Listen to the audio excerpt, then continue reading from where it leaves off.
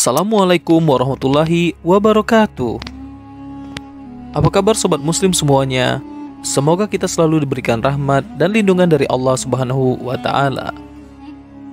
Yathrib, demikian yang kita kenal sebagai nama pertama kota Madinah.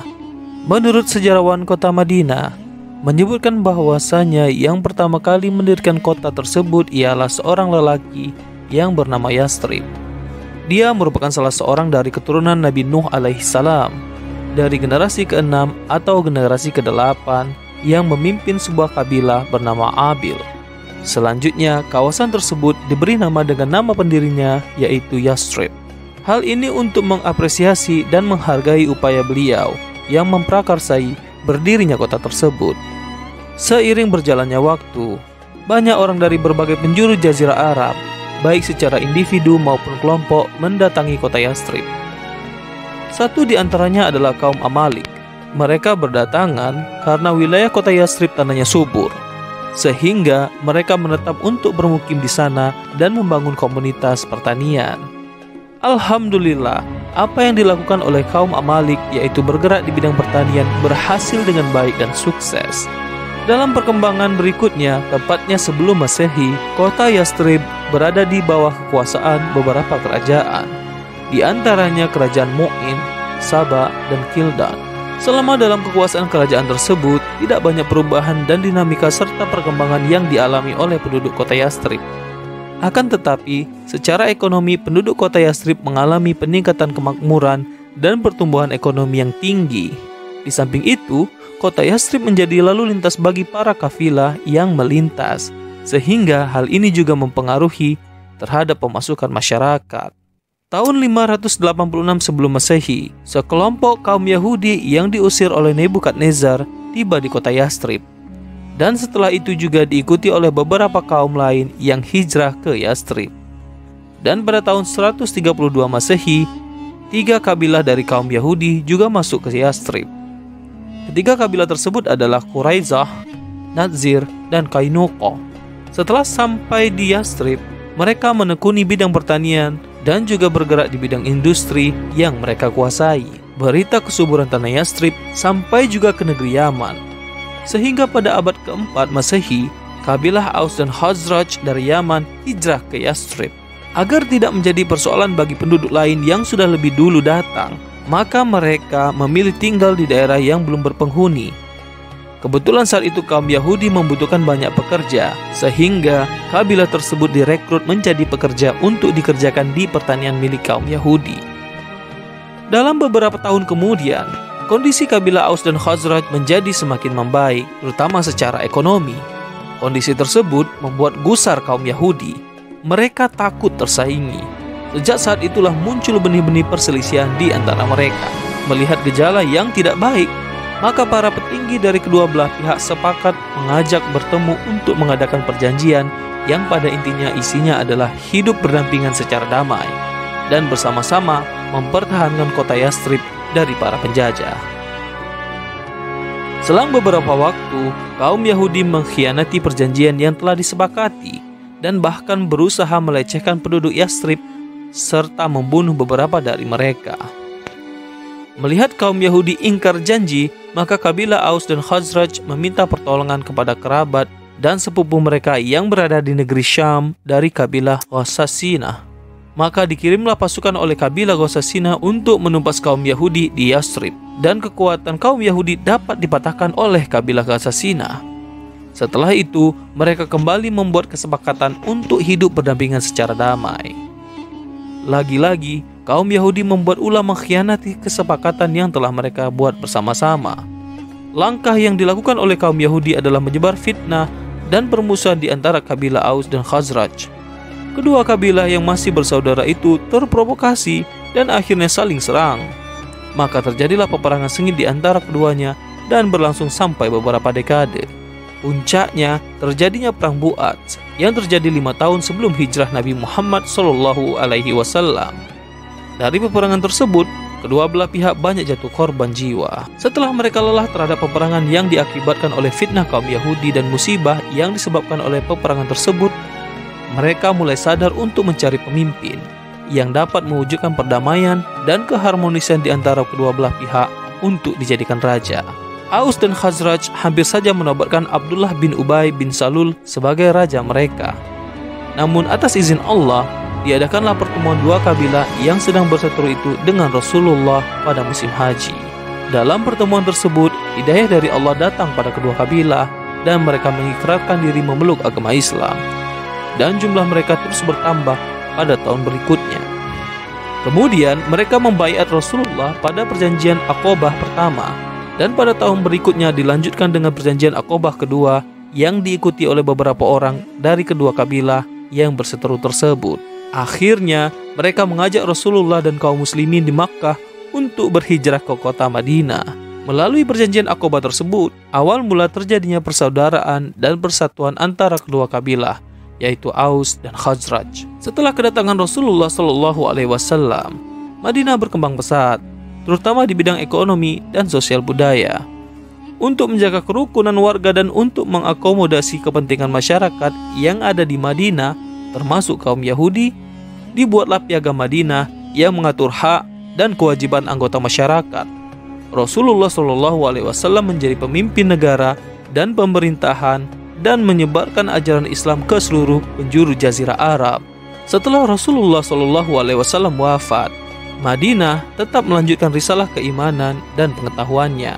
Kota ini menjadi pemerintahan Khulafaur Rasyidin dan ibu kota negara Islam yang berkembang. Madinah tetap menjaga persatuannya dengan memerangi orang-orang murtad, mengirimkan pendakwah dan pasukan penakluk ke seluruh penjuru, tetap mengaplikasikan warisan Rasulullah dalam kehidupan bermasyarakat. Ketika kekhalifahan berpindah ke tangan Bani Umayyah di Damaskus pada tahun 40 Hijriah, kota Madinah terbebas dari beban politik. Para penduduknya fokus pada rutinitas harian dan kajian-kajian keilmuan di Masjid Nabawi. Bangkit pula gerakan pengumpulan hadis dan sejarah Islam dan muncul para ahli fikih yang kompeten. Kota Madinah menjadi luas, bangunan-bangunan menyebar, rumah-rumah di sekitar lembah Akik bertambah ramai. Bendungan-bendungan dibangun di atas lembah, dibangun area pertanian yang luas, juga bendungan air pertama yang mengatur sirkulasi air melalui saluran bawah tanah dari sumur-sumur daerah Kuba menuju Masjid Nabawi dan daerah sekitarnya yang mengairi kebun-kebun. Rakyat Madinah memberinya nama Mata Air Biru. Masjid Nabawi direnovasi, dilakukan perluasan yang besar dengan teknologi dekorasi yang tinggi. Saat kekhalifahan berpindah ke tangan Abbasiyah pada tahun 132 Hijriah, penduduk Madinah membaiat mereka dan kehidupan pada masa itu berlangsung aman dalam kurun waktu lama sampai akhir abad ke-2 Hijriah. Terkecuali ketika terjadi dua peristiwa besar, yaitu pembunuhan beberapa orang dari Bani Umayyah oleh Bani Abbasiyah. Peristiwa lainnya adalah pemberontakan Muhammad An-Nafsus Zakiyah terhadap Khalifah Al-Mansur pada tahun 145 Hijriah. Beliau dikepung dan dibunuh bersama beberapa pembelanya oleh pasukan Abbasiyah yang menyerbu kota Madinah. Dan setelah itu, Madinah kembali pada jalurnya dalam keilmuan dan ekonomi. Kemudian muncullah Imam Malik yang kajiannya dituju oleh para penuntut ilmu dari berbagai negara Islam. Pada dekade kedua abad ketiga Hijriah, kota Madinah menjadi tujuan umat muslim untuk berziarah ke Masjid Nabawi dan bertemu dengan para ulama besar dunia Islam. Mereka saling bertemu di masjid ini, bertukar bacaan qiraat dan ijazah. Sebagian lagi berdiam untuk beberapa waktu untuk menyerap pelajaran-pelajaran agama. Kota Madinah dikelilingi pagar yang dibangun pada tahun 263 Hijriah. Pagar tersebut menjaga penduduknya lebih dari 2 abad. Para pembesar Abbasiyah dan Fatimiyah berlomba-lomba untuk menarik hati penduduk Madinah dan berceramah di hadapan mereka di atas mimbar Masjid Nabawi, dan juga mengirimkan uang hadiah. Tak lama, bangunan-bangunan berdiri dan melewati pagar dari 2 sisi, selatan dan barat. Mereka lalu membuat pagar ketiga dan meluaskan bangunan dengan sumbangan dana dari Sultan Nuruddin Zangki. Setelah itu, Salahuddin Al-Ayyubi beserta anak-anaknya menjaga loyalitas penduduk Madinah terhadap pemerintahan Abbasiyah. Lalu keluarga Husainiyah dari keluarga Al-Muhanna memerintah dan berpindahlah loyalitas mereka kepada pemerintahan Mamalik di Mesir setelah tumbangnya pemerintahan Abbasiyah. Saat itu, kota Madinah menikmati otonomi daerahnya. Pada zaman dinasti Mamalik, gerakan keilmuan di kota Madinah semakin berkembang. Para ulama, sastrawan, dan sejarawan memperkaya pustaka Arab dengan karya-karya yang monumental, khususnya tentang sejarah kota Madinah dan tempat-tempat bersejarah di dalamnya. Era itu merupakan era terkaya Madinah sebelum runtuhnya dinasti Mamalik. Pemerintah kota Madinah digabung ke dalam pemerintahan Makkah. Maka melemahlah kekuasaan Husainiyah. Mereka dijadikan wakil dalam menjalankan pemerintahan mereka yang ikut kepada saudara sepupu mereka yang memerintah kota Makkah. Saat Kaisar Utsmaniyah yang pertama bernama Salim berkuasa di Mesir, pemerintah kota Makkah mengirimkan kepadanya seorang utusan yang membawa kunci 2 tanah suci sebagai tanda tunduknya mereka pada kekuasaan Utsmaniyah. Itulah awal mula kota Hijaz dengan 2 kota sucinya masuk di dalam kekuasaan Utsmaniyah. Kekaisaran Utsmaniyah sangat memperhatikan kota Madinah dan mengirimkan dana yang besar. Mereka merenovasi pagarnya serta membangun benteng yang kokoh sebagai pengamanan militer.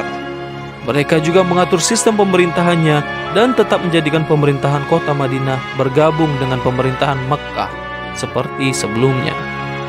Kemudian secara bertahap kota Madinah diberi kebebasan. Pekerjaan militer ditentukan langsung dari ibu kota kekaisaran, dan Syekh Masjid Nabawi menjadi sosok yang mempunyai kedudukan tertinggi secara administratif. Orang-orang yang hijrah ke kota Madinah semakin banyak. Mereka datang dari berbagai negara Islam, baik perorangan maupun keluarga. Masyarakat Madinah menjadi masyarakat yang heterogen. Perpaduan antara masyarakat Islam Eropa, Asia, dan Afrika, khususnya pada abad terakhir dari dinasti Utsmaniyah yang memerintah lebih dari 4 abad. Kota Madinah mencetak keseluruhan masyarakatnya dengan karakter agama dan kemasyarakatan. Ikatan kekeluargaan meluas antara suku dan negara untuk menambah keakraban dan keharmonisan antara masyarakat. Beberapa sekolah dan perpustakaan dibangun dan diwakafkan oleh para tokoh-tokoh terpandang dan para orang kaya. Pada perempat awal abad ke-14 Hijriah, kota Madinah mengalami pertumbuhan dan kemakmuran yang besar.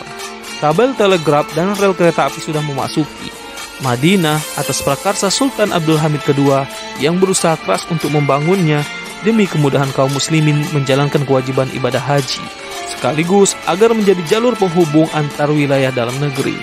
Jumlah penduduk Madinah bertambah banyak hingga lebih dari 3 kali lipat, dan perdagangan pun semakin berkembang.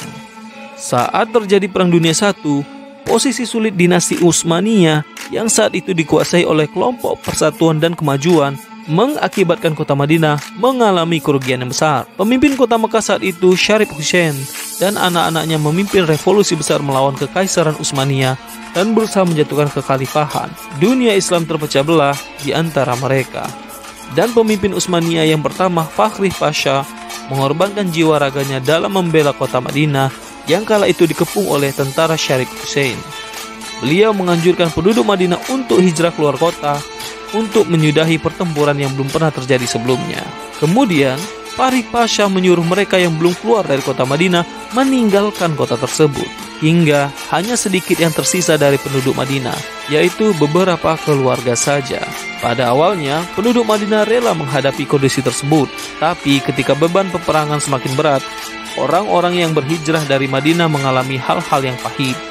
Sebagian lain mengeluhkan kenaikan harga, kelaparan, dan pengepungan. Perlawanan Fakhri Pasha berlanjut sampai setelah jatuhnya ibu kota kekhalifahan di tangan para sekutu dan datangnya perintah dari mereka untuk menyerah. Sebagian pengikut berbalik melawannya dan menyerahkan kota Madinah kepada kekhalifahan Hasimiyah pada tahun 1337 Hijriah. Masyarakat Madinah mengirim surat kepada Raja Abdul Aziz yang saat itu berupaya mempersatukan negara. Raja Abdul Aziz kemudian mengirimkan putranya yang bernama Muhammad. Ia mengambil alih pemerintahan kota Madinah pada tahun 1344 Hijriah, lalu mewakili ayahnya dalam pengambilan baiat dari penduduk Madinah. Sejak itulah era baru kehidupan kota Madinah yang suci dimulai. Kota tersebut masuk di dalam kawasan kerajaan Arab Saudi dan menjadi salah satu dari wilayah pemerintahan yang penting. Demikian asal-usul sejarah kota Madinah Al-Munawwarah, kota suci umat muslim yang kedua selain Mekah, dari zaman Rasulullah SAW hingga sekarang. Semoga informasi yang disampaikan dalam video kali ini dapat menjadi hikmah dan pelajaran bagi kita semua. Assalamualaikum warahmatullahi wabarakatuh.